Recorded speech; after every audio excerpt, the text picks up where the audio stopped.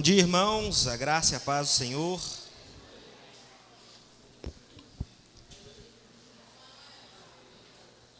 Vamos dar início ao culto dominical, depois de uma ótima explicação do nosso irmão Bernard sobre a salvação, sobre como ela acontece na vida dos crentes, de quem é a responsabilidade.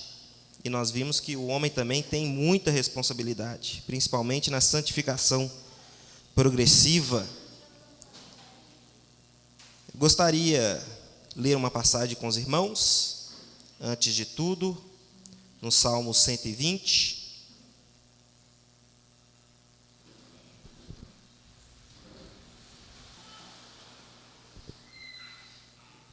Assim diz a palavra do Senhor: na minha angústia clamo ao Senhor e Ele me ouve. Senhor, livra-me dos lábios mentirosos, da língua enganadora.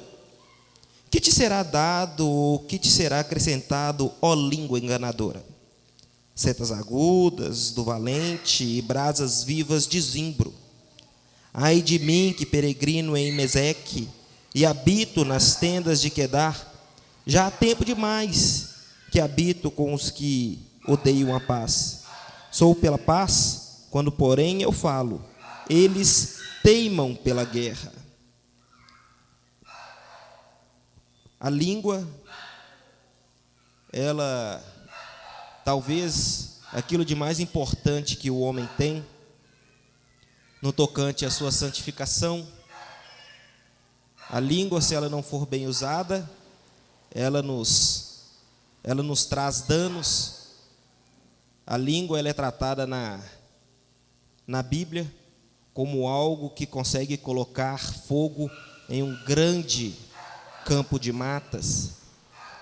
Que nós possamos usar a nossa língua nessa manhã somente para bendizer ao Senhor, somente para louvá-lo, exaltar. Que nós possamos usar a nossa língua também para falar aos nossos irmãos, elogiá-los, falar que eles também têm a beleza de Cristo em suas vidas. Usemos essa língua agora para orarmos juntos. Senhor Deus, obrigado, Pai. Obrigado pela graça de estar aqui hoje. Os dias são maus e a terra é carregada de pecado.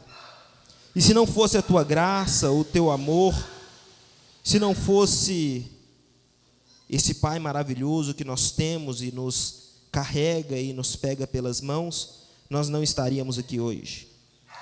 Eu agradeço pela Tua graça, por poder ver os meus irmãos, encontrar os meus pastores, encontrar todos aqui, as crianças, e ver que o Senhor tem sido maravilhoso e gracioso na vida de todos. Pai Santo, pedimos que a Tua graça encha os nossos corações nesta manhã e que o nosso coração somente busque a glória do Senhor. Pai Santo, converta os nossos corações. Aquele que ainda está com o coração um pouco empedernido, tira, lança-o todo fora e nos dê somente coração de carne, coração humano, que possa bater, que possa sentir a Tua presença, que possa amá-lo e amar os nossos irmãos.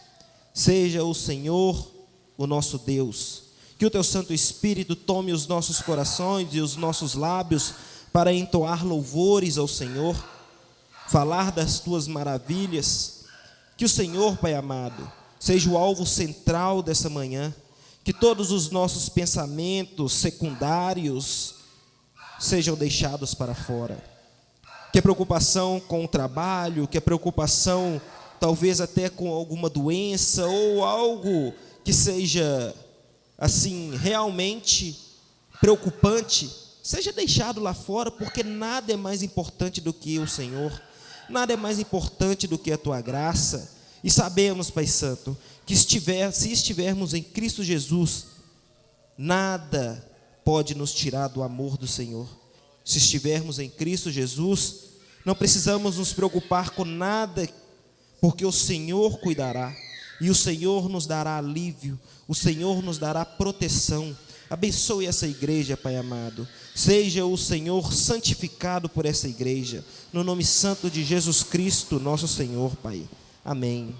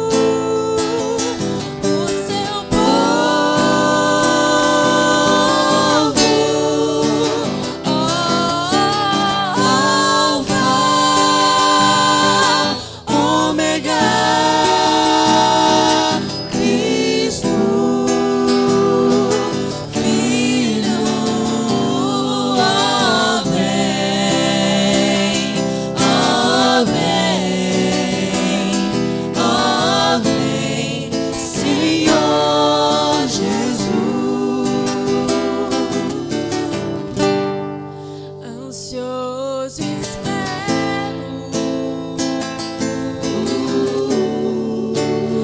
a sua volta,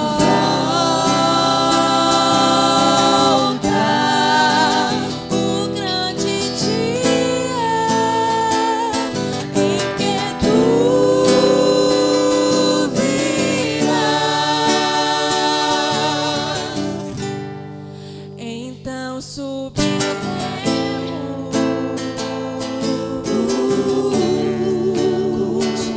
estaremos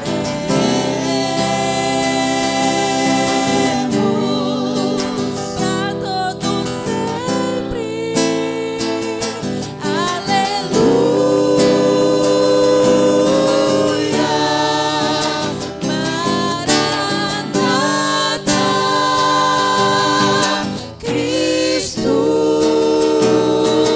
Filho, Mestre, ó vem, ó vem, ó vem, Senhor Jesus, Maranata, Cristo, Filho, Mestre, ó vem, ó vem, ó vem, Senhor Jesus, Alfa, Ômega, Cristo, Filho, ó vem, ó vem, Senhor Jesus.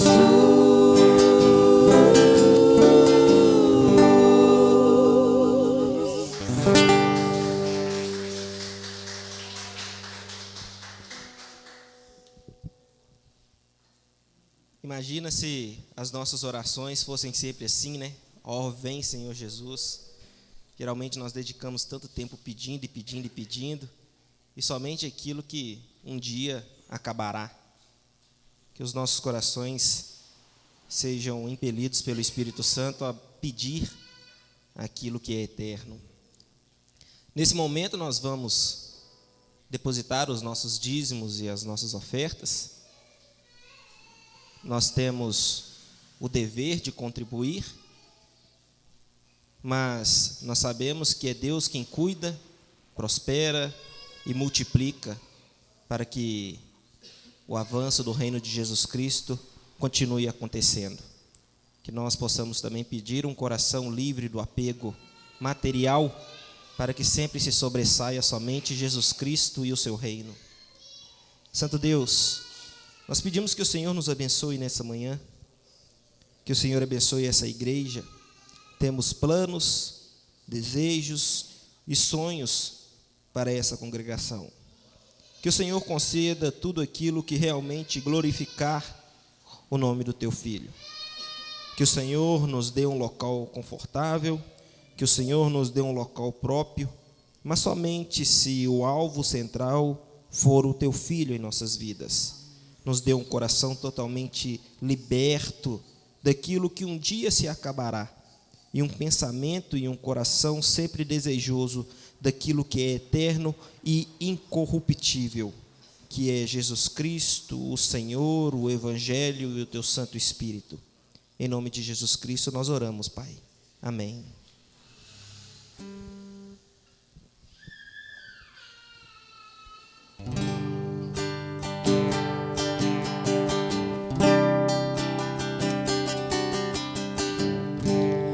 Meu Jesus, Salvador, outro igual não há. Todos os dias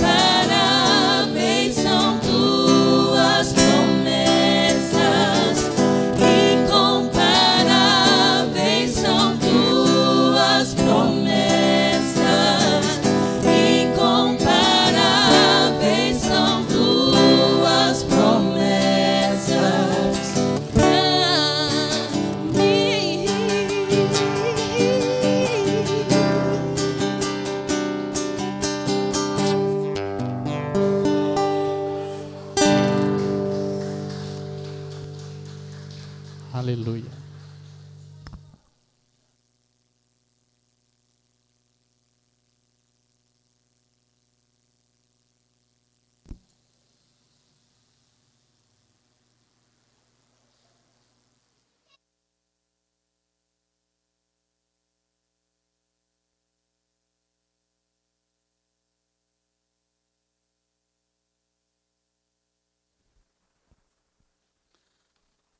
A graça e a paz do Senhor, meus irmãos. Eu vou fazer vocês ficarem com saudades do pastor Rony. Preguei semana passada, vou pregar hoje e vou encerrar o parágrafo do nosso texto semana que vem. Amém? Aí vocês vão ficar com muita saudade do pastor Rony. Quando ele vir pregar, vocês vão deliciar de alegria. Amém? Irmãos, vamos orar pelas nossas crianças, amém? Agradecer a Deus pela felicidade e usufruir da alegria que essas crianças nos proporciona primeiramente aos seus pais, né? E a nós que convivemos com elas no dia a dia. Bênçãos do Senhor, amém? Pai, que o Senhor abençoe as nossas criancinhas. E que o Senhor dê aos pais sabedoria e graça para instruí-las no caminho do Senhor. Que dê aos pais paciência e discernimento para educá-las e ensiná-las. Que dê às nossas irmãs que cuidam das crianças neste período a graça e a sabedoria, a docilidade e o amor no cuidado com as crianças. Abençoe ricamente essas vidas. Eu te peço em nome de Jesus. Eu quero dar um aviso antes de iniciar a mensagem, porque aproveito que esse aviso sirva para as pessoas que também nos assistem. Eu e o pastor Rony, nós, apesar de termos os nossos trabalhos, nós sempre abriremos espaço e sempre daremos um jeito de estar acompanhando os irmãos, de estar visitando os irmãos. Então, novamente eu falo isso. Se vocês precisarem de uma visita, se vocês precisarem de um acompanhamento, se vocês precisarem, tiver alguma dúvida, se vocês quiserem, estão interessados em ser membros da igreja, você que nos assiste, se quiser nos ouvir, receber uma visita, nós estamos à disposição, daremos o nosso jeito. Eu agradeço a irmã Bárbara, que tem contribuído muito, a esposa do pastor Rony. Ela tem nos ajudado muito, muitas visitas ela tem feito, e isso tem nos ajudado bastante. Ela tem sido uma bênção nessa área. Eu e minha esposa estamos desempenhando para, pelo menos nas sextas-feiras, estarmos visitando. E eu e o pastor Rony também estamos aí, dentro da nossa possibilidade, mesmo que não vá nós dois, mas pode ir nós e um diácono, pode ir nós e o Bernard, que já foi comigo alguma vez. Então, nós estamos à disposição dos irmãos para ajudar os irmãos nessas necessidades. Então, irmão, não se sinta abandonado, nem se sinta desprezado. Nós estamos à disposição de vocês. E como há muitos irmãos da igreja que têm essa necessidade, nós esperamos que os irmãos se pronunciem e busquem isso, que nós estaremos disponíveis para fazê-lo. Amém? Então, concluindo isso, vamos ao nosso texto, que está em Lucas 10, dos versículos 13 ao 20. Lucas 10, 13 ao 20. Nós estamos trabalhando uma série de mensagens cujo título é Convicções. E o texto de hoje, a mensagem de hoje é o juízo para as cidades impenitentes e o júbilo dos 70 que Jesus enviou. Amém? Todos acharam? Pai, que a tua palavra venha falar aos nossos corações. Que o Senhor seja engrandecido desde o início até o final desta exposição. Eu te peço em nome de Jesus. Ai de ti, Corazim! Ai de ti, Betsaida! Porque se em Tiro e em Sidom se tivessem operado os milagres que em vós se fizeram, há muito que elas se teriam arrependido, assentadas em pano de saco e cinza. Contudo, no juízo haverá menos rigor para Tiro e Sidom do que para vós outras. Tu, Cafarnaum, elevar-te-ás porventura até ao céu? Descerás ao inferno. Quem vos der ouvidos, ouve-me a mim. E quem vos rejeitar, a mim me rejeita. Quem, porém, me rejeitar, rejeita aquele que me enviou. Então regressaram 70 possuídos de alegria, dizendo: Senhor, os próprios demônios se nos submetem pelo teu nome. Mas ele lhes disse: eu via Satanás caindo do céu como um relâmpago. Eis aí vos dei a autoridade para pisar de serpentes e escorpiões e sobre todo o poder do inimigo, e nada, absolutamente, vos causará dano. Não obstante, alegrai-vos, não porque os espíritos se vos submetem, e sim porque o vosso nome está arrolado nos céus. Amém? Podem se assentar.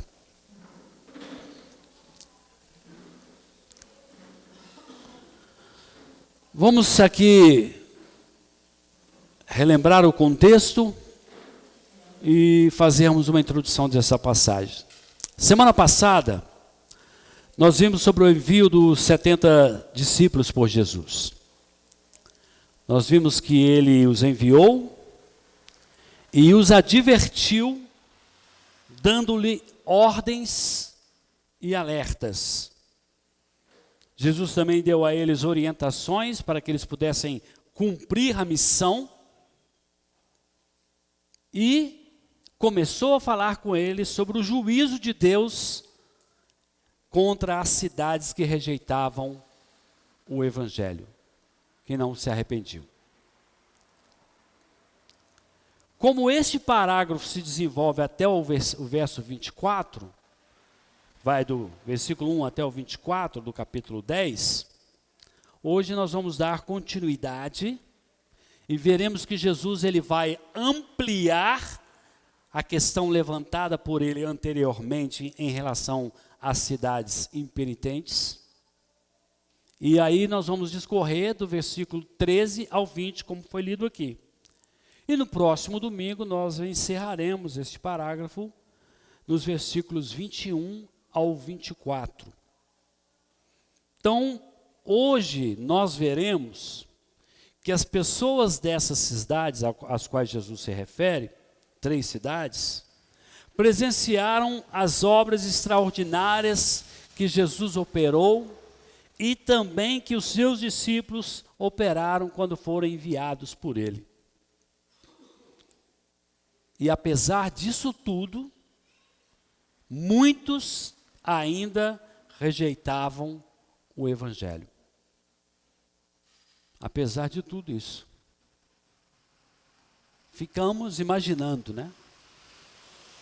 Milagres extraordinários, pessoas mortas sendo ressuscitadas, coxos voltando a andar, paralíticos voltando a andar, pessoas endemoniadas sendo libertas, doenças terríveis sendo curadas, uma palavra, como eles mesmos diziam, uma palavra de alguém que pregava com autoridade.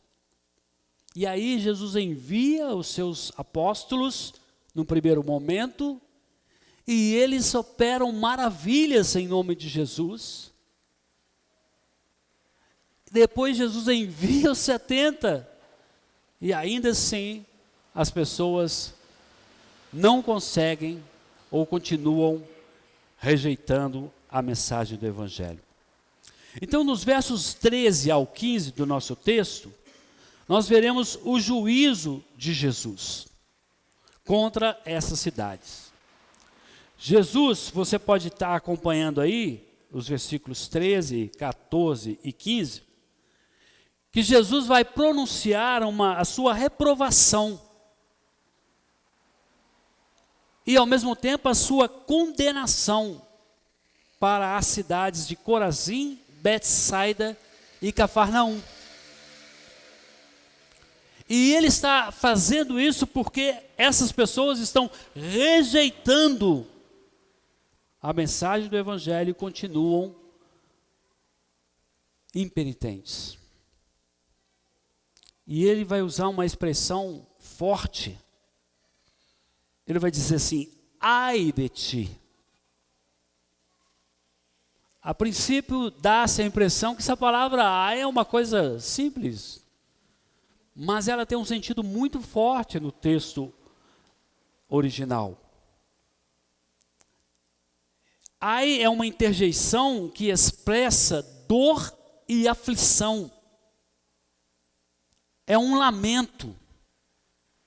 Ela tem a sua origem no latim e ela deriva-se do grego. Então Jesus utilizou essa palavra para expressar a sua reprovação e também expressar uma condenação contra essas 3 cidades. Lembrando que Cafarnaum era uma região, né? Englobava essas cidades.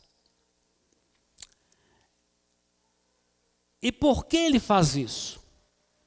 Porque eles não arrependiam dos seus pecados, mesmo após receberem milagres e ensinamentos.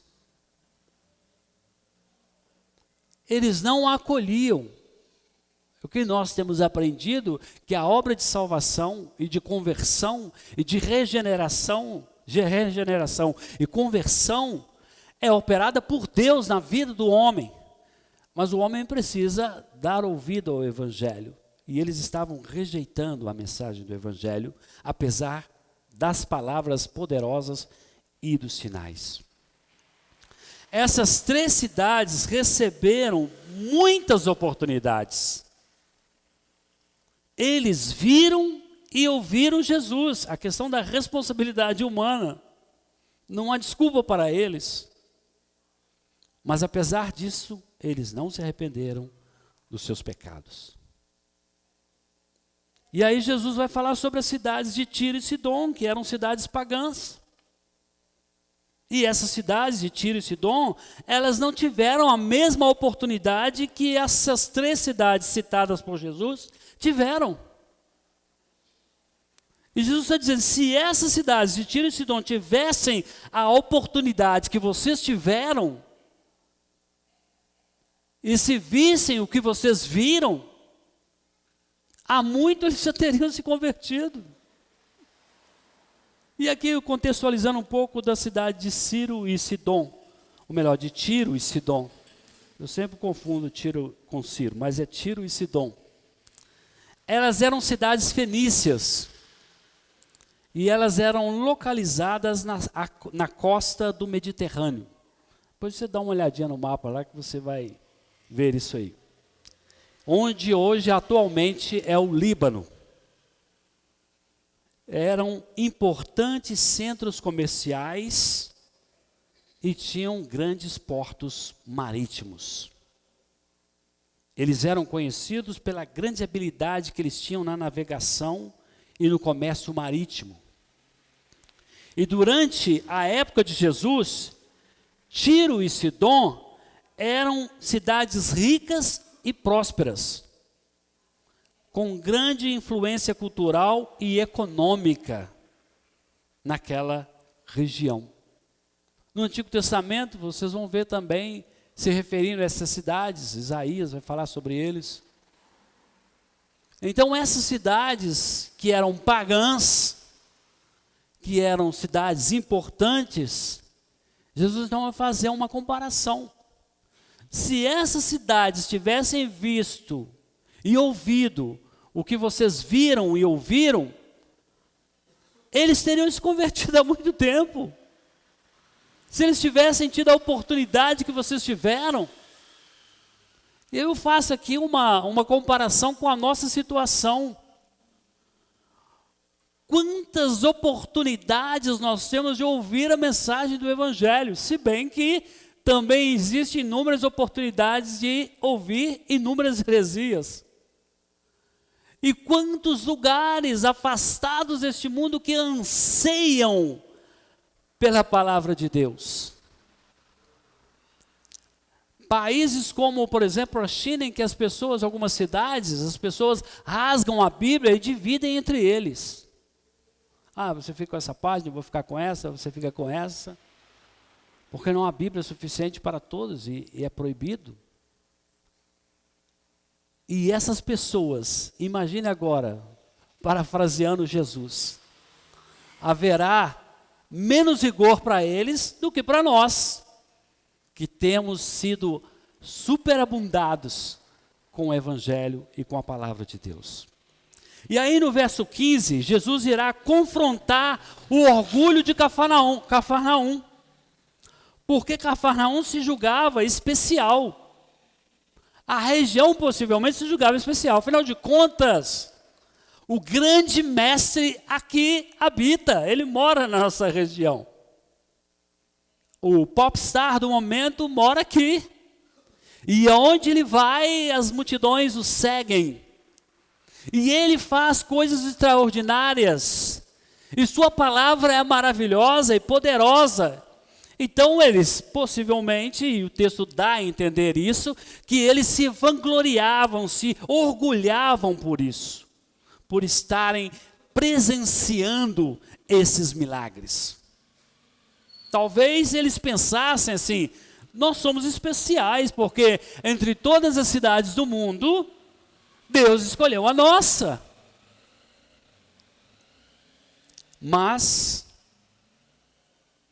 eles achavam que eram muito importantes e achavam que por causa disso, eles ganhariam o céu. Afinal de contas, se Deus nos escolheu e Jesus está na nossa região, e o cara do momento está na nossa região, e aquele que tem a palavra poderosa, e aquele que faz milagres, ele está aqui, então nós somos pessoas especiais e nós vamos herdar os céus. E o que acontece que Jesus vai dizer para eles? Vocês descerão ao inferno. Porque apesar de tudo isto que eles viram e ouviram, não os eximia da necessidade de arrependimento. Eles deveriam também arrepender-se. E aí nós veremos nos próximos textos, nos próximos versos, que Jesus irá qualificar os seus discípulos. Irá dar a esses discípulos a qualificação necessária para eles exercerem a sua missão com toda a autoridade. E Jesus vai colocar os seus discípulos numa situação, numa posição de representantes oficiais dele, no mesmo nível da unção. Usá-los como representantes legais dele, que serão usados pelo poder do nome dele, na mesma unção. A manifestação deste poder, dessa graça, estaria sobre a vida deles, de forma que aqueles que ouvissem eles, era como se estivessem ouvindo o próprio Jesus. Jesus se identifica com eles. E que aqueles que rejeitassem eles, é como se estivessem rejeitando o próprio Jesus. E Jesus vai mostrar a importância do ministério desses discípulos. Não é uma obra pelos méritos deles, pela capacidade deles, mas era uma obra operada na vida deles, pelo poder do Espírito Santo, no nome de Jesus. A autoridade, o poder que eles tinham por causa do nome de Jesus. Vemos com isso que aqueles que são comissionados por Cristo, eles estão o quê? Revestidos de autoridade e poder. E eles estão revestidos por causa do nome de Jesus. E no nome de Jesus, eles têm autoridade para operar milagres, expulsar demônios, de acordo com a soberana vontade do Senhor. E assim, também hoje, os cristãos recebem autoridade no nome de Jesus. Os cristãos são revestidos da unção do Espírito Santo. E agora o Espírito Santo habita na vida do salvo. E este cristão que tem o Espírito Santo, que é o templo de Deus, e o Espírito Santo habita nele, como 1 Coríntios 3,16 nos diz, ele é capaz, pelo poder do nome de Jesus, segundo a vontade de Deus e para a glória de Deus, de também ser usado por Deus para levar o Evangelho, para orar pelas pessoas. É claro que nós entendemos que não há mais alguém que seja o curandeiro da igreja, que tenha o dom de curas, mas Deus continua curando e continua operando milagres por meio da igreja, para a glória do seu nome. E agora nós veremos o retorno jubiloso dos 70, que está nos versos 17 do capítulo 10. Vai dizer que eles regressam, e eles regressam felizes, cheios de júbilo, porque a missão desses homens teve um impacto tremendo na sociedade onde eles foram. E eles voltaram felizes, possivelmente voltaram cantando, glorificando, comentando entre si o que Deus fez por meio deles. E cada um tinha uma nova coisa para contar. Alguém dizia assim: olha, o Senhor, pelo poder do seu nome, curou enfermos, libertou endemoniados. Eu não sabia nem o que falar, mas pelo poder de Deus na minha vida, eu consegui trazer uma mensagem, uma palavra. E isso foi um grande motivo de alegria para eles. E evidentemente para o próprio Jesus. E essa alegria, esse júbilo, ela só ratificou, ou seja, ela só confirmou que a palavra de Jesus, ao dar autoridade para esses homens, teve efeito e foi significativo na vida desses homens. Agora nós veremos que Jesus irá lhes trazer uma palavra que tem dois aspectos que nós devemos considerar. Jesus afirma que viu Satanás cair do céu. Olha o que diz o texto, mas, esse mas ele é muito significativo aí no texto. Mas ele lhes disse: eu via Satanás caindo do céu como um relâmpago. Essa frase de Jesus, ela tem um sentido de, primeiro, confirmar a derrota de Satanás e do império das trevas diante da vida do Messias, do Filho de Deus. Veremos no final dessa série que a consumação desta obra e missão será na cruz do Calvário, onde Jesus irá dizer: está consumado, e na sua ressurreição. Porém, no texto que há, no nosso texto, há um mas. Esse mas é interessante porque Jesus pode estar chamando a atenção dos discípulos para uma coisa perigosa, a soberba, o orgulho.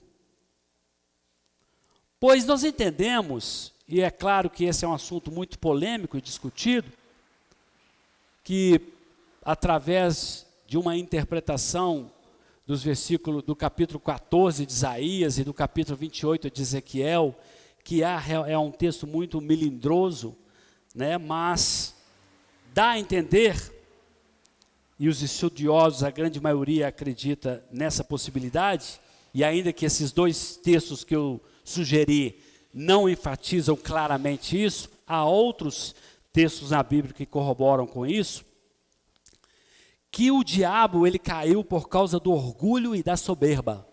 Antes de ser Satanás, ele era um anjo do Senhor. E por causa do orgulho e da soberba, ele caiu. E isso foi resultado da queda dele. E aí, para mim não ficar sozinho nessa afirmação, eu trago um comentário de um pastor muito respeitado por nós, que fez um comentário do Evangelho de Lucas, que é muito conhecido, o pastor Hernandes Dias Lopes, e ele diz algo interessante. Ele diz o seguinte: diante da alegria dos obreiros, Jesus fala que viu pessoalmente Satanás caindo do céu como um relâmpago. E por que Satanás caiu? Por causa da soberba. Nas nossas alegrias mais profundas, as grandes satisfações da nossa vida, em relação ao que fazemos para o Senhor e para a glória dEle, podem abrir uma fenda para a entrada do orgulho. E não há orgulho mais sutil e perigoso do que o orgulho espiritual. Fecho aspas. Creio que essa afirmação ela faz sentido diante do relato empolgante dos discípulos e diante do mas de Jesus no início do versículo 18. Então, meus irmãos, tanto essa palavra de Jesus pode denotar a queda do diabo, do império das trevas, como também pode ser uma chamada de atenção para a reflexão. Não se orgulhem por isso. Não deixe que a soberba tome conta das vossas vidas, para que vocês não caiam no mesmo erro que o diabo caiu. A seguir nós veremos que Jesus irá detalhar a autoridade concedida aos seus discípulos. A amplitude da autoridade concedida por Jesus a eles. E aí está no verso 19 do nosso capítulo 10. Eis aí vos dei autoridade para pisar de serpentes e escorpiões e sobre todo o poder do inimigo, e nada absolutamente vos causará dano. Os discípulos experimentaram uma porção do poder de Deus em suas vidas. E agora Jesus vai mostrar para eles o tamanho dessa autoridade que foi lhes concedida em seu nome. Jesus vai conferir aos seus discípulos autoridade para vencer todas as forças do mal. E Jesus vai simbolizá-las por serpentes, escorpiões e todo o poder do inimigo. Isso mostra que a vitória definitiva de Jesus sobre as forças do mal e a promessa de proteção e segurança para aqueles que confiam nele, mostra que Jesus irá cuidar dos seus e dar a eles autoridade para enfrentar toda a oposição. Interessante que serpentes e escorpiões são animais venenosos, traiçoeiros. Então isso pode ser uma alusão de que eles poderão ser atacados traiçoeiramente, envenenados pelas más línguas, defamados, perseguidos. Mas Jesus diz a eles: vocês têm poder em meu nome sobre essas ações. O versículo destaca a importância da fé e da confiança em Deus na vida do cristão. Porque a pessoa sai em nome de Jesus cheio de vigor, de vontade e de forças para fazer aquilo que o Senhor o enviou a fazer. Mas quando ele chega lá, aparecem o quê? As serpentes, os escorpiões e o poder do inimigo. E diante dessa oposição, aí o cristão precisa responder. E aí é só pela fé. É confiar no Senhor, porque a grande questão da fé não é o que Deus vai fazer, o que eu vou fazer. A grande questão da fé é a confiança de que ainda que Deus não esteja fazendo, de que ainda não esteja acontecendo, eu confio que o Senhor está no controle de tudo. Essa é a verdadeira fé. A verdadeira fé não é eu crer que eu posso ser curado de uma enfermidade grave. A verdadeira fé é o permanecer firme, mesmo não sendo curado. Então a fé agora é, eu vou para o campo, eu vou cheio de autoridade no nome de Jesus, vou sofrer oposição, parece que não para de me perseguirem, parece que não para de levantar contra mim, inclusive alguns dos meus irmãos são perseguidos e mortos, mas eu permaneço confiante de que o Senhor vai fazer a sua obra para a glória dele, por meio da minha vida. Seguindo em frente, nós veremos que há algo infinitamente maior e melhor. E aí está no versículo 20. Não obstante, alegrai-vos não porque os espíritos se vos submetem, e sim porque o vosso nome está arrolado nos céus. Jesus, ele se alegra com o testemunho e com a obra que os seus discípulos fizeram em seu nome. Ele mostra para eles a importância dessa missão, a importância do testemunho cristão na propagação do evangelho e na expansão do reino de Deus. Porém, o termo não obstante aí, nos traz a ideia de além disso ou todavia. Então nós concluímos o quê? Que Jesus mostra para eles algo muito maior do que os espíritos se submeterem a eles. No nome de Jesus. E esse motivo qual é o motivo maior? É o fato deles terem seus nomes escritos nos céus. Hoje, por meio das Escrituras, isso está bem claro para nós, não é verdade? Hoje nós entendemos que a nossa maior alegria consiste no fato de sermos regenerados, lavados e remidos pelo sangue de Jesus, de sermos reconciliados com Deus, de sermos co-herdeiros com Cristo e de termos a vida eterna. Nós entendemos isso, é claro. Mas naquele momento não havia uma formação clara da teologia em relação à salvação.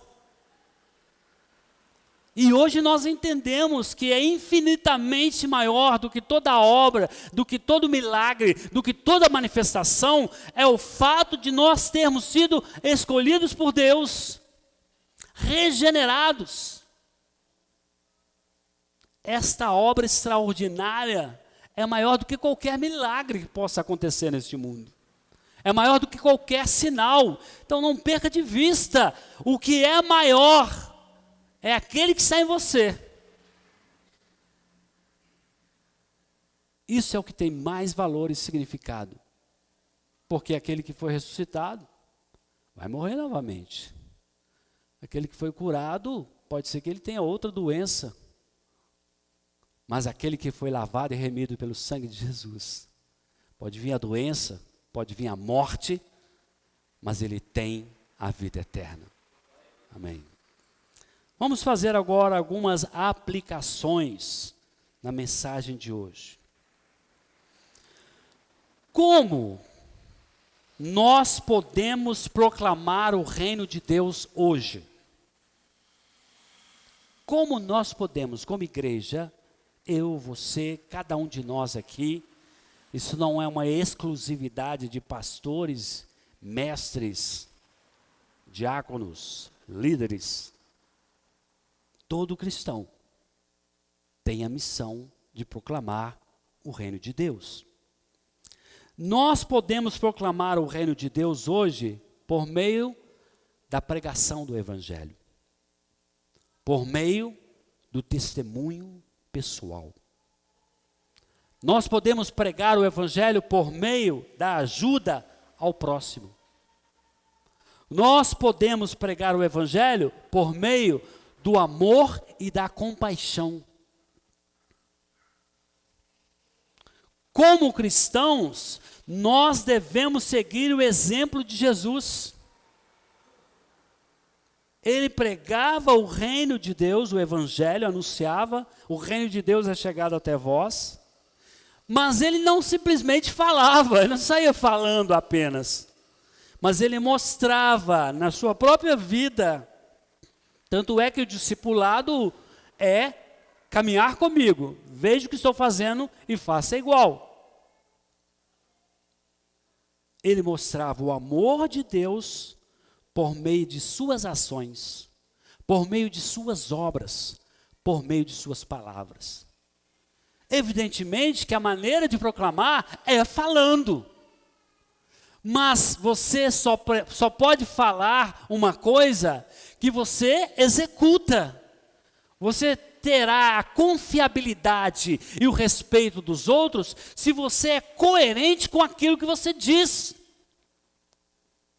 Então, a missão do trabalho evangelístico de anunciar o evangelho, ela não pode ser desassociada da vida cristã, do testemunho cristão, do comportamento cristão, porque nós estaremos sendo incoerentes diante das pessoas que dirão suas palavras são bonitas, mas suas atitudes não correspondem às mesmas.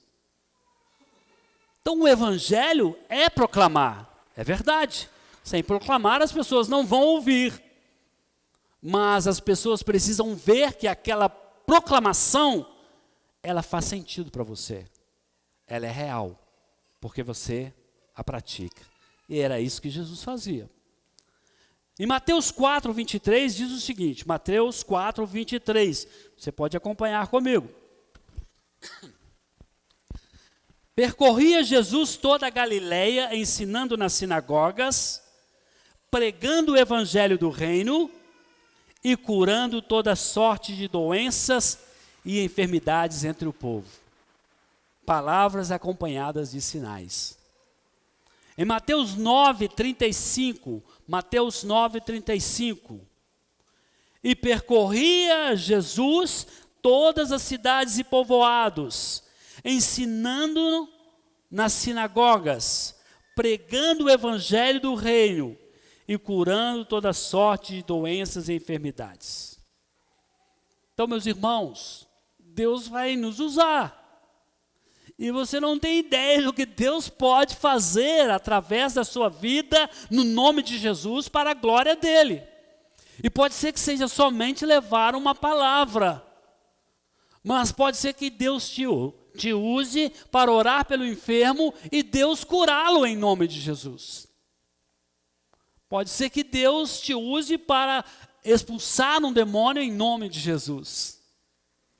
Então você precisa estar preparado, não somente para proclamar o reino de Deus, mas vivenciar este reino, dar testemunho deste reino e ser usado por Deus para manifestar este reino. Segundo, obstáculos e desafios na proclamação do reino de Deus diante de um mundo perdido. Existem muitos obstáculos, meus irmãos.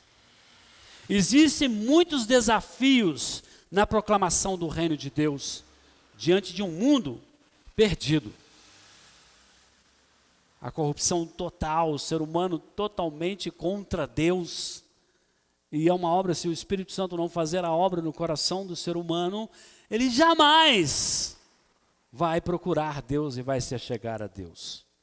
É esse o quadro do mundo. E é para aí que você tem que ir. É para este lugar.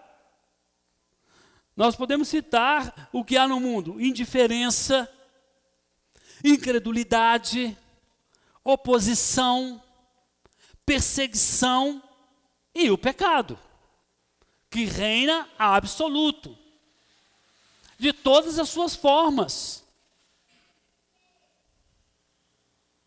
No entanto, apesar disso tudo, nós devemos preservar, nós devemos confiar em Deus, nós devemos entender que há poder no nome de Jesus Cristo e que o Senhor nos concederá a sua graça para nós podermos superar esses obstáculos. Paulo vai aconselhar Timóteo em relação a isso.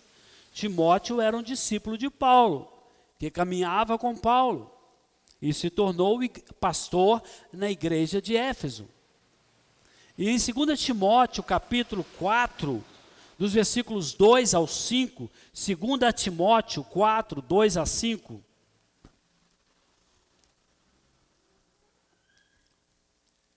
Paulo diz a Timóteo: prega a palavra, insista, quer seja oportuno, quer não. Corrige, repreende, exorta com toda longanimidade, seja longânimo, permaneça, continue, apesar das oposições, e doutrina, ou seja, pregue de maneira coerente, não seja um herege. Pois haverá tempo em que não suportarão a sã doutrina. Olha o tempo aí. Você vai falar a sã doutrina, não, que é isso, pastor? Não, eu prefiro a rosa. Eu levo a rosa murcha, o mal vai para a rosa e a minha casa está liberta. Mas isso não é bíblico. A Bíblia é pregar o Evangelho. Não, tem paciência não. Você vai trazer estudo, vai explicar o processo da salvação, como eu preciso buscar a santificação. Isso é muito cansativo. É melhor só orar aí no copinho de água, eu bebo a água e resolvo o problema.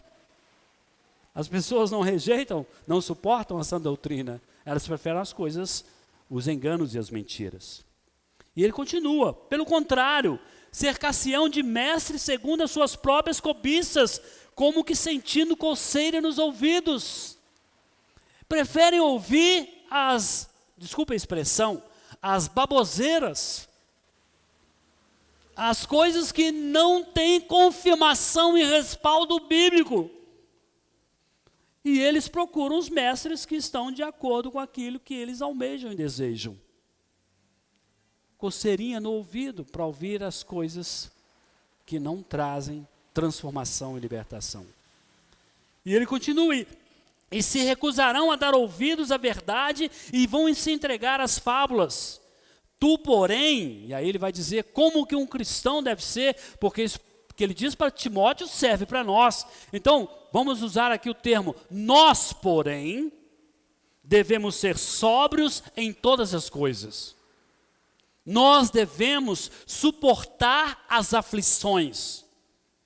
Nós devemos fazer o trabalho de um evangelista e cumprir cabalmente o ministério que Deus nos concedeu. Amém? Então, quando você for ler isso aqui agora, você vai mudar o tu para nós. E aí você conjuga o verbo. Se não conseguir conjugar, você vai entender. Amém? Em João 16, 33, diz assim, Jesus dizendo: essas coisas vos tenho dito para que tenhais paz em mim. No mundo passais por aflições, mas tende bom ânimo, eu venci o mundo. Então, nós iremos sofrer a oposição, estamos num mundo morto em pecados e delitos, e nós sabemos que vai ter oposição, vai ter rejeição, vai ter perseguição, e vai ter pessoas que não vão ter paciência de ouvir essa doutrina. Mas nós precisamos perseverar, porque Jesus disse que nós teríamos aflições no mundo. Mas ele falou: não desanimem, não desistem, eu venci o mundo. Aí algumas pessoas acrescentam: e vós também vencereis, mas Jesus já venceu o mundo, já está vencido. Então, saiba de uma coisa: apesar de toda oposição, e apesar de toda rejeição, o Evangelho continuará sendo pregado e salvando os perdidos, que estão perdidos. Terceiro, o quanto é importante confiar na providência de Deus para a missão. É muito importante confiar na providência de Deus, pois é Ele quem nos guia, é Ele quem nos sustenta diante de todos os momentos difíceis da nossa vida. Nós devemos confiar em sua direção, em sua provisão, sabendo que Ele é capaz de fazer muito mais do que nós pedimos ou pensamos. É o que Paulo diz aos Efésios, a carta que escreveu aos Efésios. Ele diz o seguinte, versículos 20 e 21 do capítulo 3, Efésios 3, 20 a 21. Diz assim: ora, aquele que é poderoso para fazer infinitamente mais do que tudo quanto pedimos ou pensamos, conforme o seu poder que opera em nós. A Ele seja a glória na igreja, em Cristo Jesus, por todas as gerações, para todos sempre. Devemos lembrar-nos de que a nossa missão é a missão de Deus. Aqueles que perseguem a vós, estão perseguindo a mim, disse Jesus. Aqueles que se levantam contra vós, estão se levantando contra mim.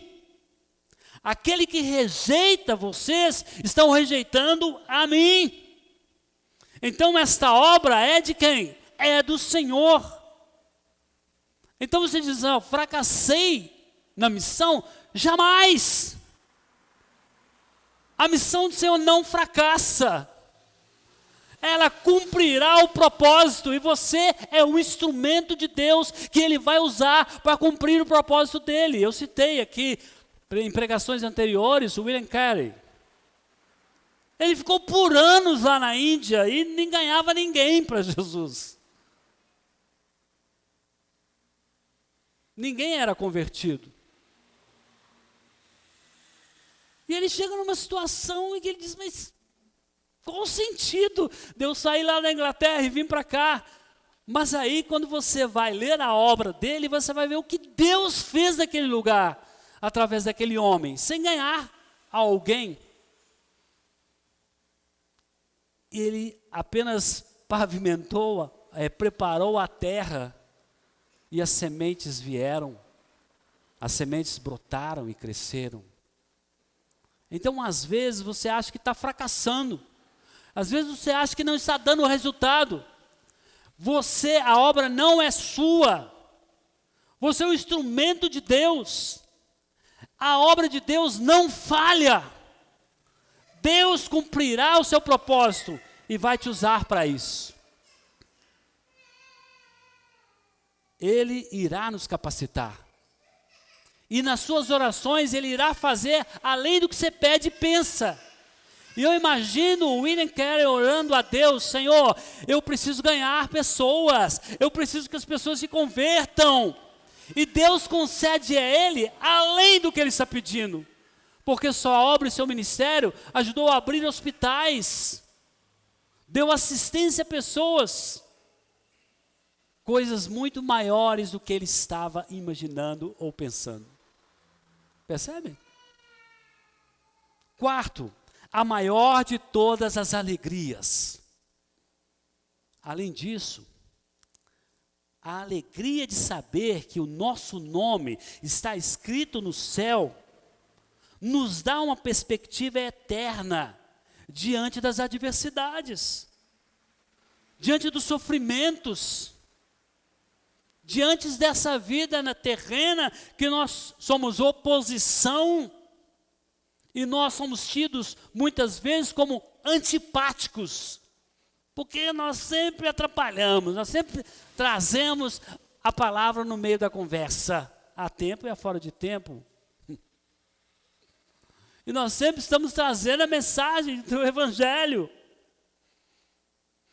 São as adversidades, são os sofrimentos, mas nós podemos enfrentar qualquer situação, porque nós sabemos que a nossa salvação é garantida e que nós temos um lar celestial preparado para nós. E temos dois textos maravilhosos que fundamentam isso. 2 Coríntios 4, 16 a 18. 2 Coríntios 4, 16 a 18. Diz assim, a palavra do Senhor, acompanhem comigo. Por isso, não desanimamos. Pelo contrário, mesmo que o nosso homem exterior se corrompa,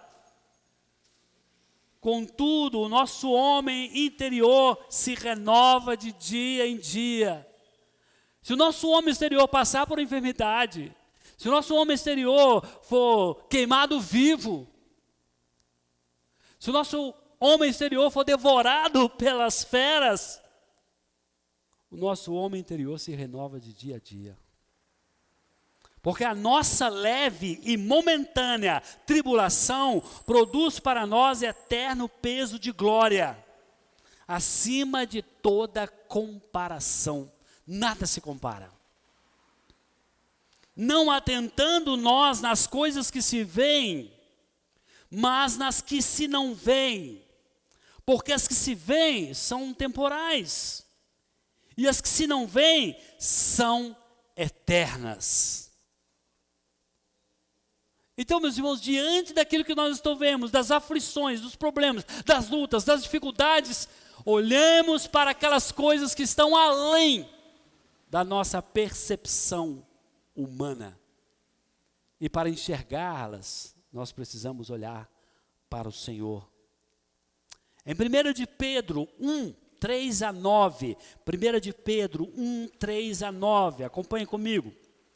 Bendito o Deus e Pai de nosso Senhor Jesus Cristo, que, segundo a sua muita misericórdia, nos regenerou para uma viva esperança mediante a ressurreição de Jesus Cristo dentre os mortos, para uma herança incorruptível, sem mácula, imarcessível, reservada nos céus para vós outros, que sois guiados pelo poder de Deus, mediante a fé, para a salvação preparada para revelar-se no último tempo.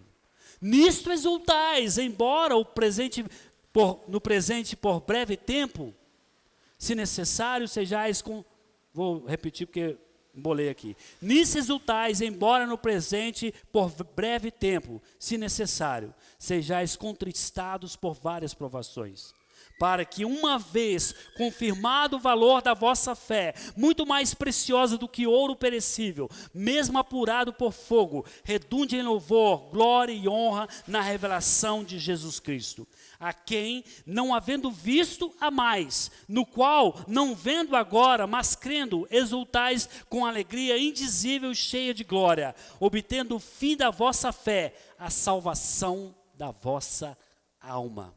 Essa alegria, ela deve nos motivar a buscar um relacionamento mais profundo com Deus, um relacionamento mais íntimo.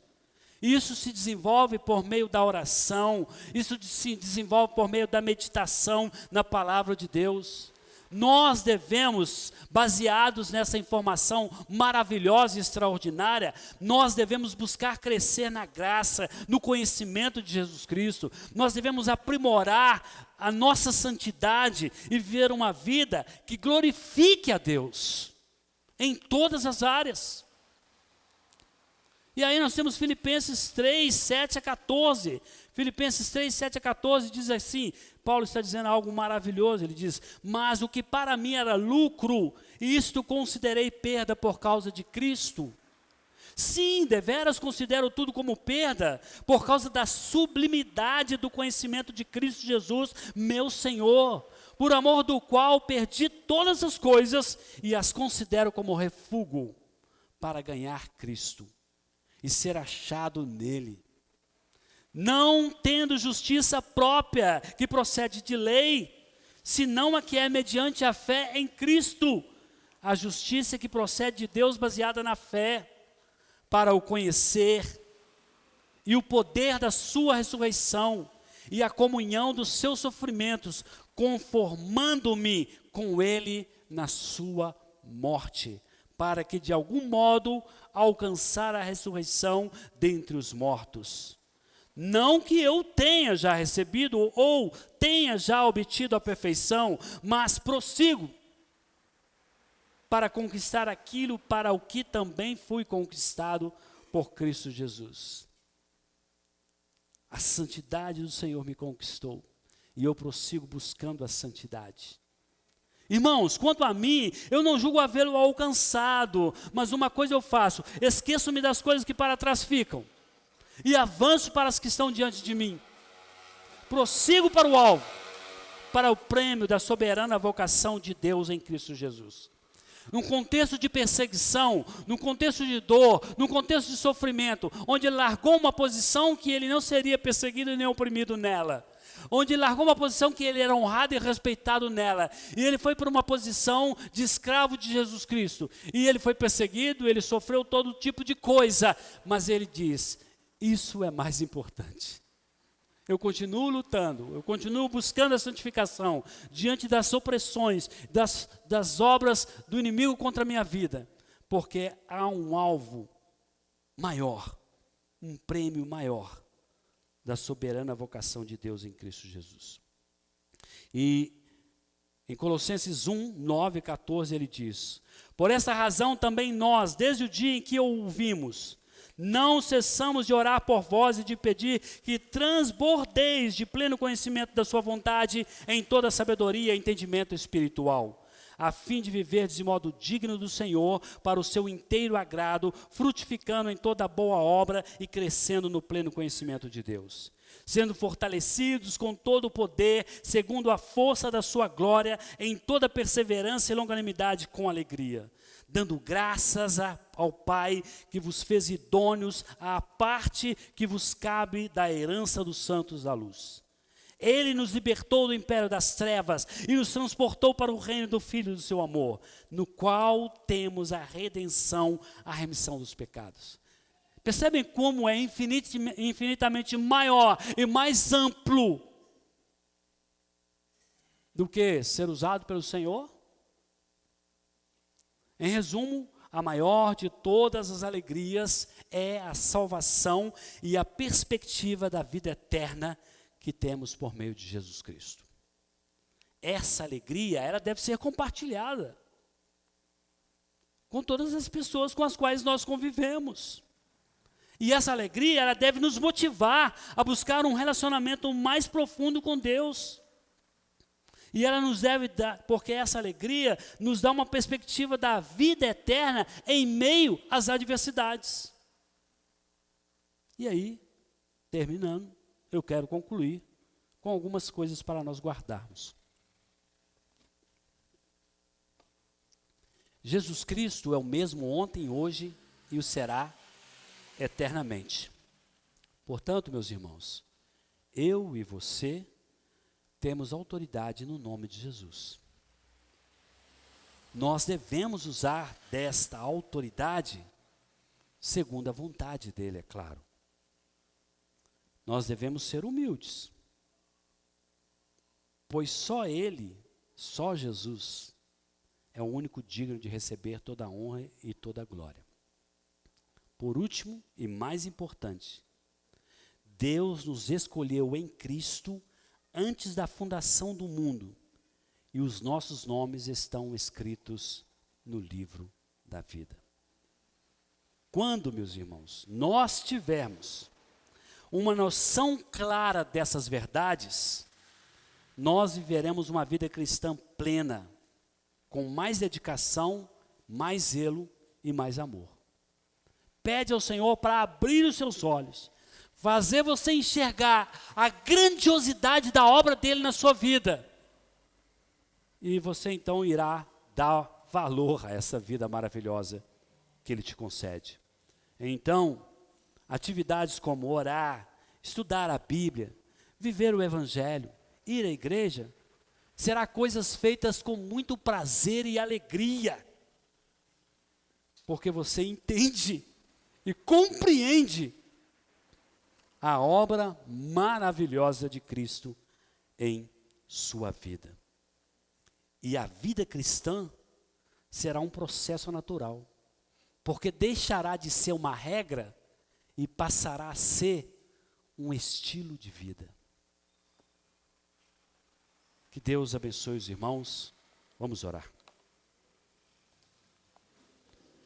Pai, nós agradecemos a Ti pela palavra do Senhor, e pelas tuas misericórdias.